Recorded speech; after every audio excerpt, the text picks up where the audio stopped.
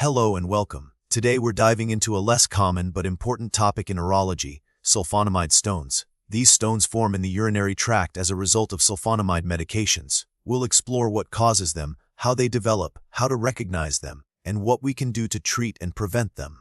Sulfonamide stones are primarily caused by the use of sulfonamide antibiotics. These drugs, while effective against bacterial infections, can sometimes crystallize in the urine. Several factors contribute to this. Firstly, some sulfonamides have low solubility, especially in acidic urine.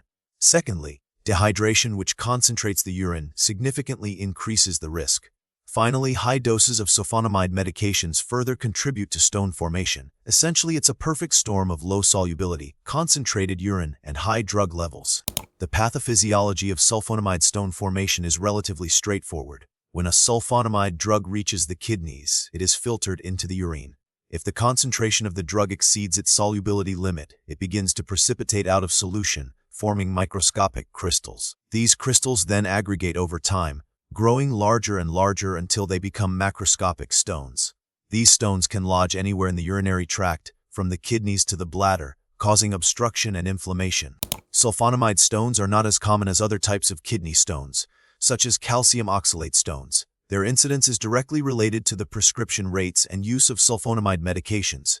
Patients on long-term, high-dose sulfonamides are at the highest risk. While precise epidemiological data is limited, understanding risk factors like dehydration and pre-existing kidney conditions can help identify vulnerable individuals. The signs and symptoms of sulfonamide stones are similar to those of other kidney stones. These can include severe flank pain, often radiating to the groin, hematuria, or blood in the urine, nausea and vomiting, dysuria or painful urination, and increased frequency or urgency of urination. In cases where the stone causes a significant blockage, it can lead to hydronephrosis, or swelling of the kidney, which can cause long-term damage if left untreated. Diagnosing sulfonamide stones typically involves a combination of techniques. Firstly, a thorough medical history, including medication use, is essential. Urinalysis can reveal the presence of sulfonamide crystals in blood.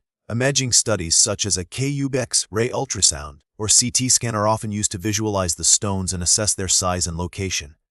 A CT scan is generally the most accurate method for detecting stones of all types. While various sulfonamide medications exist, the type of sulfonamide is less important than the overall factors influencing stone formation. There aren't distinct classifications or types of sulfonamide stones based on the specific sulfonamide involved.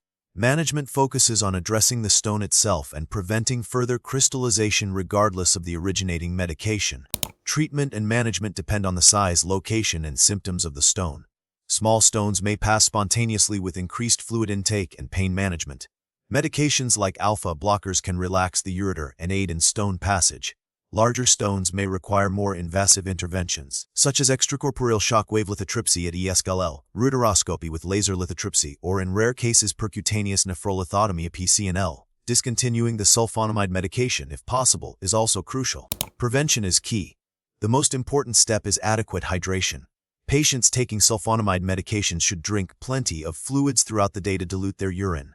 Alkalinizing the urine can also help increase the solubility of sulfonamides. This can be achieved through dietary modifications or medications like potassium citrate. Finally, healthcare providers should consider alternative antibiotics if possible, especially in patients with a history of kidney stones. The prognosis for patients with sulfonamide stones is generally good with prompt diagnosis and treatment. However, recurrent stone formation is possible if preventive measures are not followed. Recent research has focused on developing more soluble sulfonamide formulations and strategies to minimize crystal formation in the urine. Further advancements in stone management techniques continue to improve outcomes for patients affected by this condition.